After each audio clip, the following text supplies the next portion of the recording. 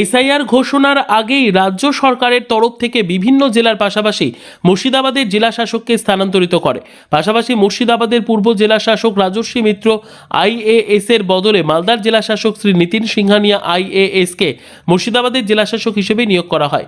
জেলার ভার গ্রহণ করার সাথে সাথেই তিনি তৎপরতার সাথে কাজকর্ম শুরু করে দেন। আজ মুর্শিদাবাদ মেডিকেল কলেজ হাসপাতালের ক্যাম্পাস সহ চিকিৎসা সংক্রান্ত এলাকা ও ব্লাড ব্যাংক সমস্ত কিছু ঘুরে দেখলেন। শ্রী নিতিন সিংহানিয়া আইএএস জানালেন, এখানকার যে সমস্ত সমস্যাগুলি রয়েছে, পানীয় জল থেকে শুরু করে ইলেকট্রিক ডিপার্টমেন্ট সমস্ত বিষয়গুলোর সমাধান করবে ও স্বাস্থ্য ভবনকে সমস্ত বিষয় নিয়ে অবগত করবেন বলে জানিয়েছেন। আগামীতে যাতে রোগীরা ভালো চিকিৎসা পরিষেবা পান সেদিকে নজর রাখবেন বলে জানিয়েছেন তিনি। মুর্শিদাবাদ মেডিকেল কলেজে আমরা ভিজিট করেছি। এখানকার যা সমস্যাগুলো আছে, বিভিন্ন যারা ডিপার্টমেন্টস আছেন, ডিপার্টমেন্টাল হেডসদের সঙ্গে মিটিং হয়েছে।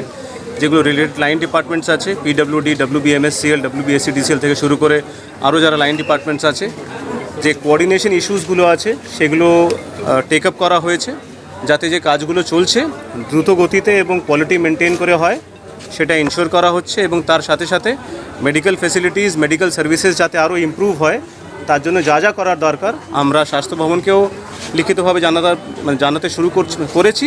আরেকবার আমরা লিখছি, সেই ইস্যুসগুলো আজকে নোট করা হয়েছে এবং বিভিন্ন ওয়ার্ডসগুলো, ব্লাড ব্যাঙ্কে কিছু সমস্যা ছিল সেগুলো দেখা হচ্ছে। নার্সিংহোমদের উপরে বিশেষ নজরদারি যাতে কোনো ম্যাল প্র্যাকটিস না হয় ব্লাড নিয়ে, সেটাও দেখা হচ্ছে। বলছি যে স্যার, এখানে বেশিরভাগ ডাক্তারই আর কি যারা সিনিয়র চিকিৎসক আছেন তারা কলকাতা থেকে আসেন এবং ঠিক টাইমে মতনভাবে ডিউটিটা করেন না। I have just join the district, সবই নজরদারি করা হবে। ক্যান্সার সেন্টার কবে নাগাদ উদ্বোধন হবে কিছু বলতে? চলো তুমি যাও।